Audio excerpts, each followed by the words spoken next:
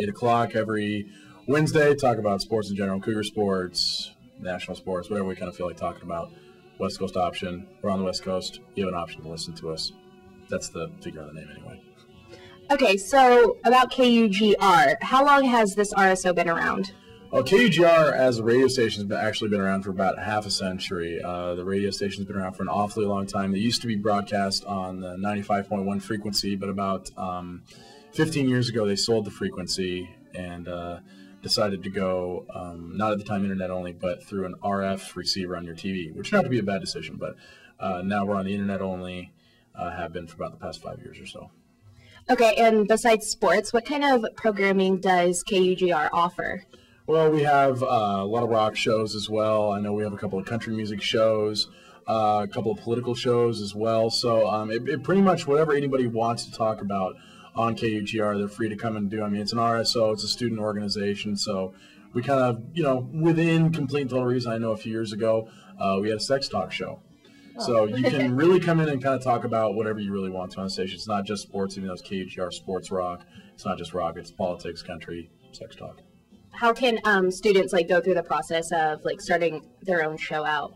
Well, students want to start their own show out at the beginning of every semester. We have a DJ meeting. They just come to the DJ meeting, sign up for a time slot, 2-hour time blocks from 6 a.m. to 2 a.m. every single day of the week. So you can sign up whenever you want to in that time period.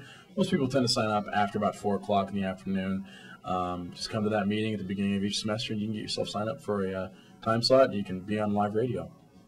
Okay, and what kind of experience do you feel that KUGR offers students, and personally, what kind of experience has it given you? Well, it gives you live radio experience, which is invaluable going into the real world. If this is what you want to do, they want to see on your resume that you've actually been on the radio. Now, granted, it's not on a commercial radio station with commercials and such, and a big paid general manager and such like that, but you have experience on the live radio. You have to follow FCC rules on here.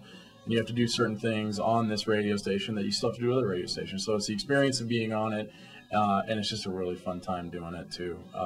Radio needs to be a very creative medium since it's only audio and it's not visual. So it's a great experience for people in the broadcasting field to go through.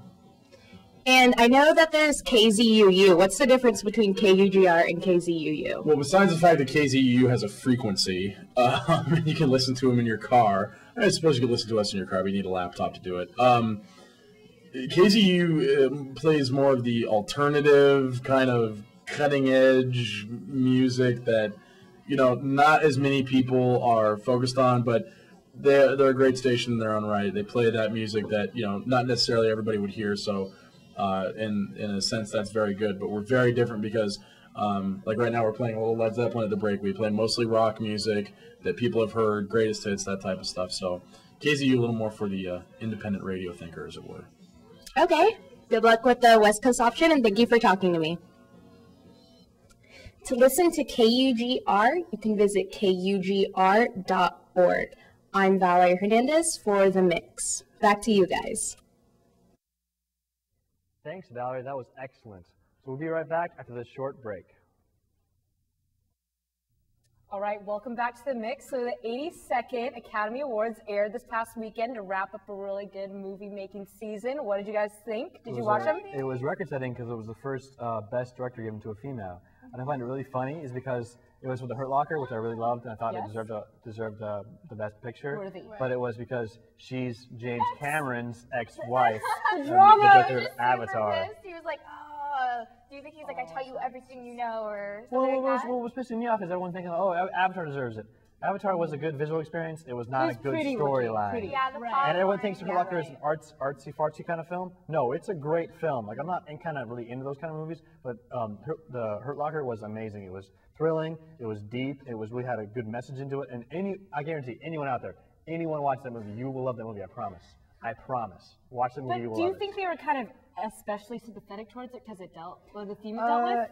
I think some So they people kinda wanted to honor that a little I think bit? some people will try to do that, like with Monique. She was talking about how, thank you to the Gone with the Wind woman who won the Oscar. I think we're way past that. I hope so. That's what I think. You have to clear something up for me because I have not seen The Hurt Locker. Tell me a little bit about it. Like, tell me what this theme is. It's about a guy in Iraq or Afghanistan who defuses bombs. He's a bomb diffuser. Okay. But it goes through his experience over in Iraq and talks about a little bit of his background and everything. Like he makes a lot of jokes and stuff.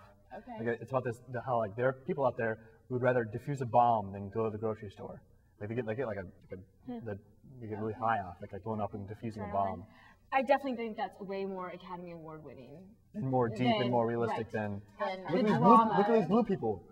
It was very cool though. The graphics I'm gonna just say one thing about Avatar. I think that 3D being what it is, like as a director, you can get really caught up into just like, and you can do it so poorly. Like 3D can be done so poorly, and it can come off so bad, and that just ruins your movie. I think that he struck a really great balance with it though, and that it wasn't about 3D though. Like it enhanced the story. Yeah, it definitely was. Like. The whole like swooping thing and just that experience didn't pull you out of the storyline. Like, so it wasn't like it popped out in your face, like. Right, it wasn't. More like you followed it like into what? it. You followed into it. Right.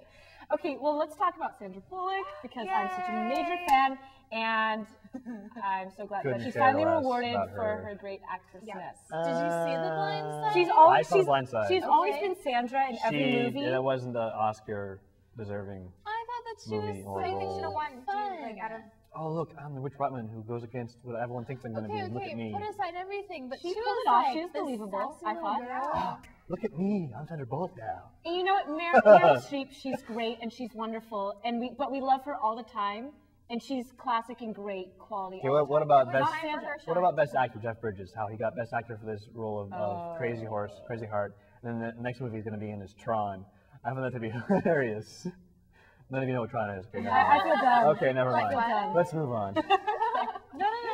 Tell me a little bit about this Tron. Either you know Tron or you don't Tron. I can't explain it in the few minutes we have here. It's kind of semi-ironic, is what you're saying. No.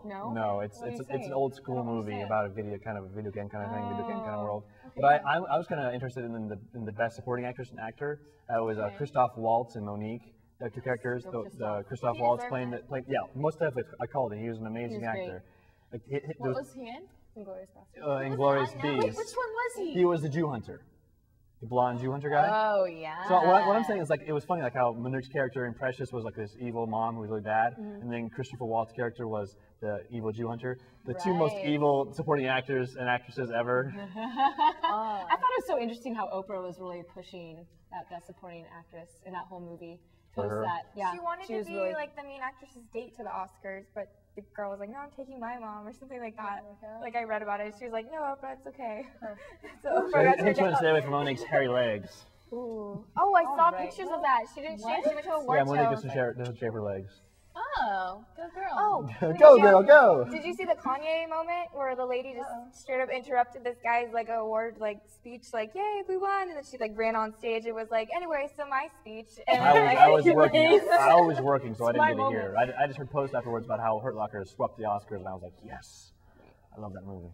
But what did she do? It was like for the music. It was like a documentary or something. On music? Like something with music in the name. I don't remember, but yeah, he got up there first because he was faster and he was really excited. And she got up there and just it was like you're giving your speech, and she's like, "Yeah, and anyway, so," and then when he was gonna talk again to finish, they was that planned? Was that? It wasn't planned.